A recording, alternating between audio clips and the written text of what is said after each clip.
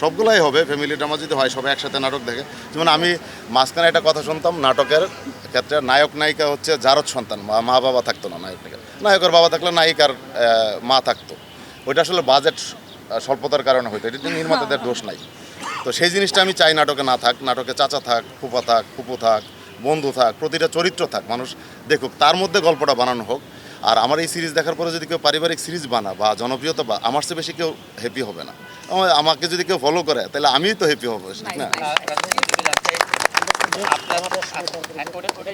পরবর্তীতে বলি family crisis বা এটা আমাদের গল্প, যে যখন যেটা আসলে রাত ভাই শুরু করেন আসলে সেটা ওই সময়ের বেস্ট একটা কাজ হয়। নেক্সট আসলে কি আসছে বা কোন ধামাকা আসছে, আজকে কোনো অ্যানাউন্সমেন্ট আসবে কিনা, বা দর্শকদের যে প্রত্যাশার পারদ, তারা চায় না আসলে ফ্যামিলি এটা আমাদের গল্প এখানেই শেষ হবে, তো শেষ করছেন আসলে সব কিছু মিলে। আপনি সবার কপি করার জন্য কি দিবেন? নেক্সট এটা বলি, নেক্সট যদি কিছু করি কপি করবো না, ইন্সপায়ার্ড নিজের গল্প বানাবো। হ্যাঁ, আপনার কপি করবে অন্যরা, সবাই তাই বলবে।